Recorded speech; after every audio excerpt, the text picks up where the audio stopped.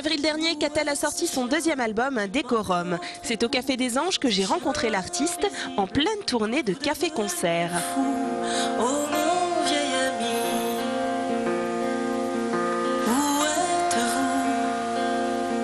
C'est un choix parce que justement quand on parle de décorum, c'est l'ensemble des règles qui organisent une sorte de protocole. Et ben, le protocole dans la musique c'est toujours le même, c'est on fait le disque et puis on attend 6 mois de voir comment le disque est reçu et puis on commence à faire des tournées dans des salles, on attend de voir quand, voilà. J'avais vraiment envie de mettre un peu tout ça à plat parce que j'avais envie de jouer ces titres vite sur scène, de pouvoir les transformer vite et qu'ils soient suffisamment frais pour que j'ai encore que j'ai un désir de les tordre, de les transformer, un désir de les jouer aussi et surtout dans des lieux où on va rencontrer un public qui vient pas forcément pour écouter la musique, c'est-à-dire on n'est pas dans le public conquis d'avance, on n'est pas dans le public qui a acheté son billet, donc ça oblige à un déplacement et une mise en danger à chaque fois. Et artistiquement, pour moi, c'est vraiment salutaire de faire ce genre de choses. Je vous laisse là, sur le quai d'une gare, vous vivrez en moi.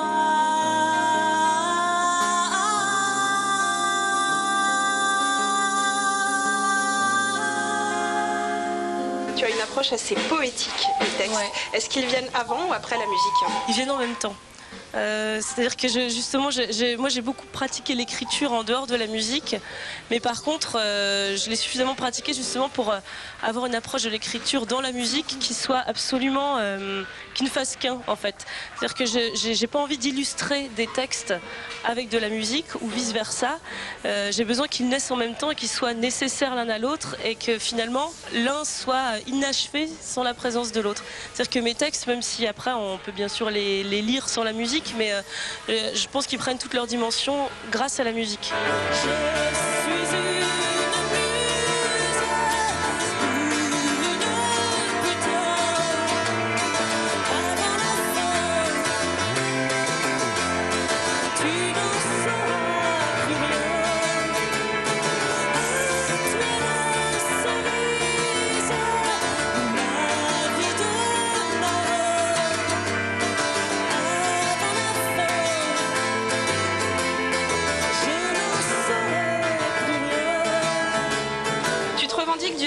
Du rock et de la pop. Si on t'affilie à la nouvelle scène française, est-ce que ça t'agace ou est-ce que ça te réjouit? Depuis le temps qu'il y a une nouvelle scène française, je me demande un peu ce que c'est que cette nouvelle scène française. Il y a beaucoup de choses différentes dans cette scène-là et surtout les gens font des choses très différentes. Donc moi je vais me sentir proche dans l'esprit, pas forcément dans la musique, de la démarche de gens comme JP Nataf, comme Camille, comme Bertrand Belin, des gens comme ça. Après tout ce qui est la première nouvelle scène française, on va dire la chanson plus réaliste, plus quotidienne, ça je m'en sens assez loin. Ouais. Offre-moi une ville, un siècle à fabuler, avant la chasse, avant le thé. Laisse-moi une cible, un plâtre à dégommer. Tu as travaillé avec Yann Tiersen et Nosfell. Je voudrais savoir ce que toi, tu apprécies chez ces deux artistes-là. C'est une forme de liberté qu'ils ont depuis le début. C'est-à-dire que c'est des gens qui n'ont jamais cédé à quoi que ce soit, qui ont toujours fait leur musique telle qu'ils l'entendaient. Yann, il se trouve qu'un jour, il a rencontré le succès vraiment grâce à Amélie Poulain, surtout. Voilà, tout d'un coup, sa musique est prise dans ce film-là et il n'a pas écrit exprès pour ce film d'ailleurs.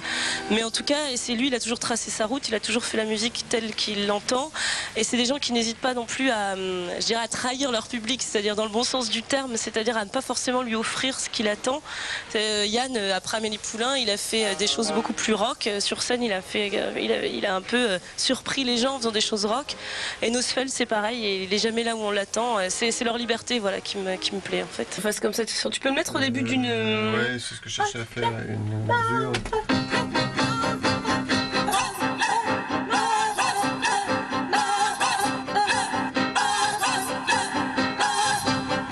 Ce placement-là. Ouais. D'accord. Vous pouvez le mettre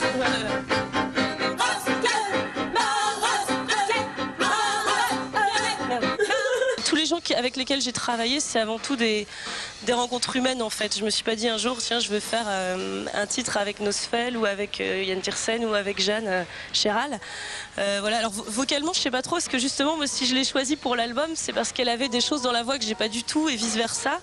Moi, j'ai plutôt une voix assez grave, voilà, assez marquée dans le bas, et elle avait cette espèce d'agressivité dans les aigus dont j'avais besoin sur certains titres et sur certains chœurs. Et je l'ai plutôt choisi pour sa complémentarité que pour sa ressemblance. Après, vous avez une façon d'aborder le texte, je pense, qui est assez similaire. Effectivement, il y a sa différence de registre, mais vous êtes quand même dans l'approche des mots. Quand on parle de gens qui comptent certaines libertés, je pense que c'est quelqu'un pareil qui a une espèce d'extravagance justement naturelle, une très grande légèreté naturelle qui fait qu'elle en fait aussi qu'à sa tête, quoi.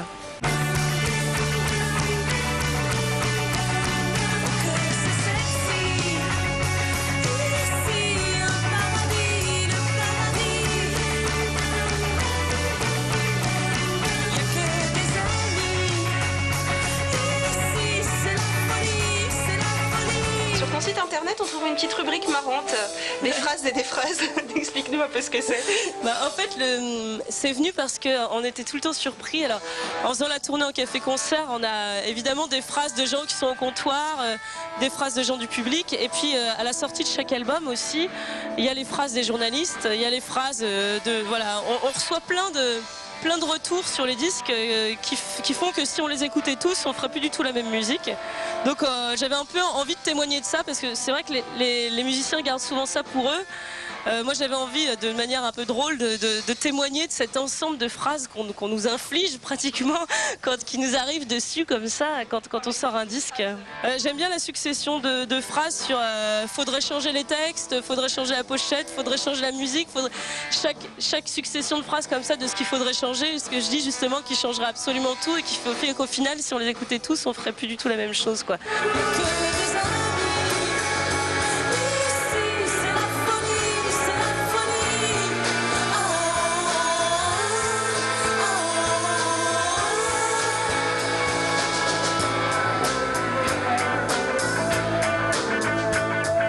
Quel est ton pire souvenir de scène ? Le pire souvenir, c'est vraiment, ça m'est arrivé peu de fois, mais quand ça m'est arrivé, c'est vraiment horrible, c'est le trou dans les paroles, quoi. Ça, c'est vraiment le truc. Et ce qui est assez terrible avec ça, c'est qu'on s'en remet pas c'est-à-dire que ça arrive une fois sur un titre, et après on passe 10 concerts sur le même titre, à avoir une espèce de réminiscence de ce moment d'oubli. Et ça, c'est vraiment un truc très dur. Alors après, on le transforme, on en rit sur scène et tout, mais sur le moment, c'est vraiment un truc terrible, quoi.